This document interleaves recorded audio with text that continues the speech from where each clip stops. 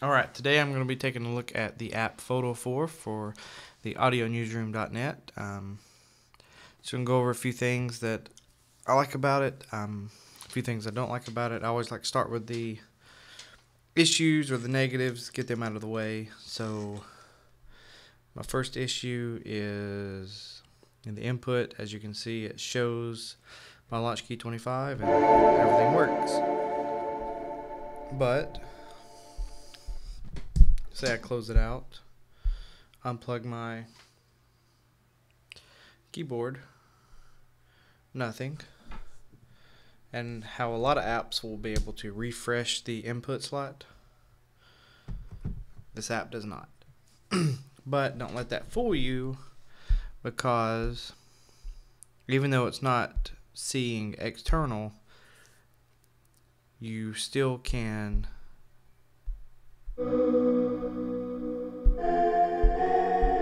use internal apps for whatever reason. So it's kind of a little bug. I will contact the developer about that. Just go back. I also tried, other than Genome, I tried Magellan and a few others, and they all seem to be fine as long as you're sending to Photophore. They all seem to be fine, even though it doesn't come up in the input slot. So so that's back working. Anything? Nope, not right there. Another little complaint is the keyboard. You can't adjust whether you can adjust the can't slide it back and forth to adjust the octaves. You can adjust octaves here, and it does adjust the octaves on the keyboard.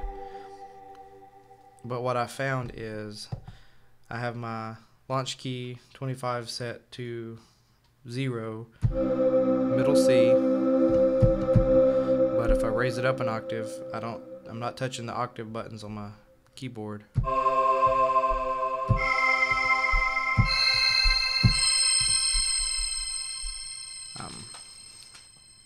So that's kind of interesting. But doing that, you go all the way down to 2, and then I move my keyboard all the way down to 4, -4. You can get some really extremely low notes, which can provide some cool little drone sounds and stuff. And speaking of that, the glide function is really cool. Turn it all the way up to 5 seconds. And then on my launch key, I am moving it all the way up.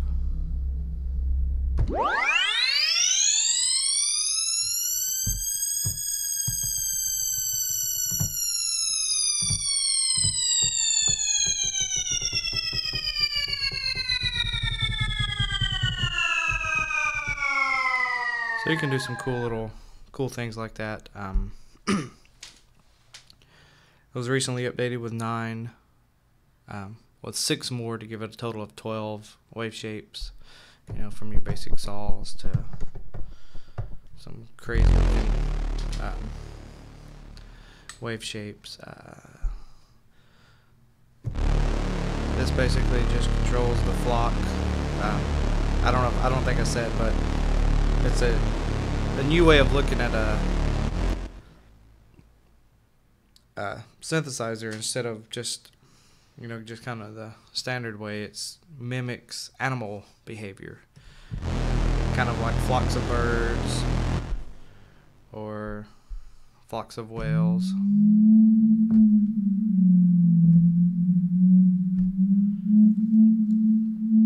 And if you're ever trapped on a desert island and there's a swarm of killer bees, it would be a good app to have, because maybe you could blend in.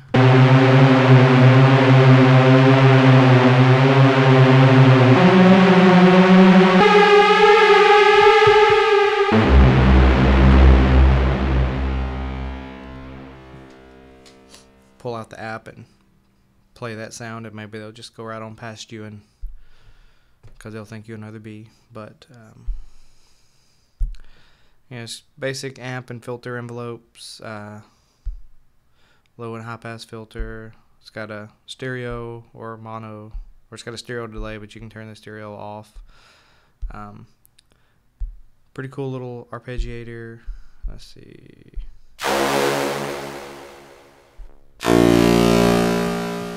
Let's go to bass.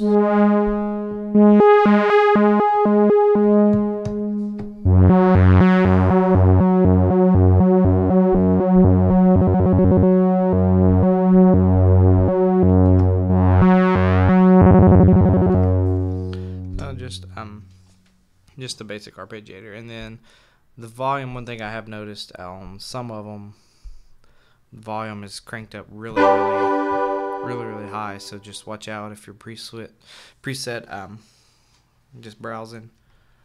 If you have headphones on, you got your iPad turned up really loud.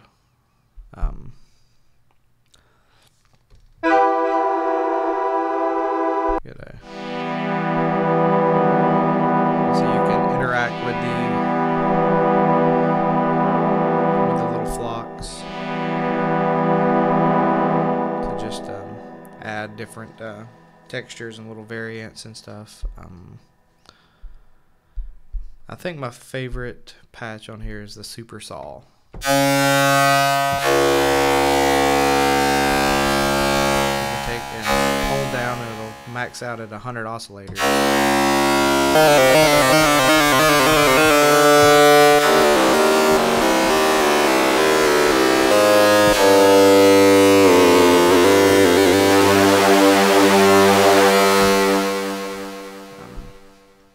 This is really fun. I just think it sounds really meaty. I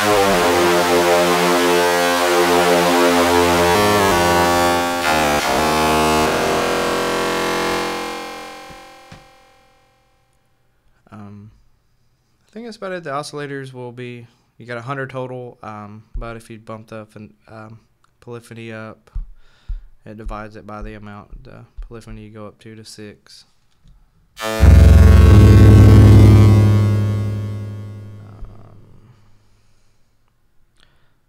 I guess that should about it.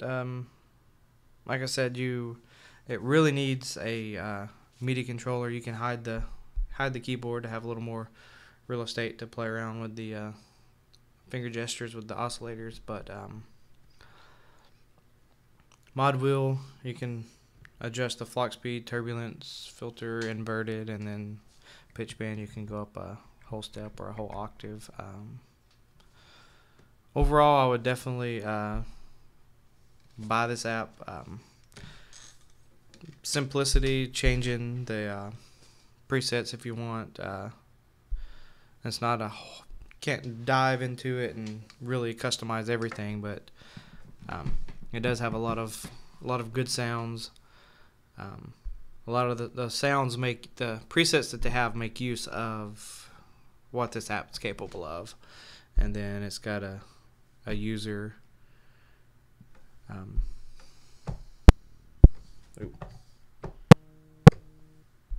What I did with that one.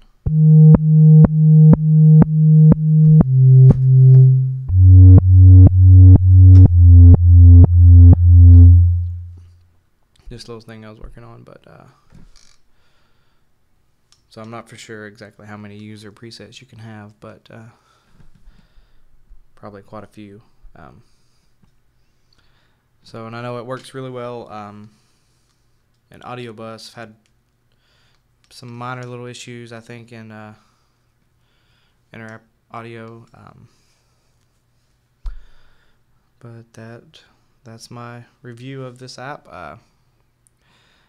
Like, comment, subscribe. Make sure you check out audionewsroom.net, and I will see you on the next one.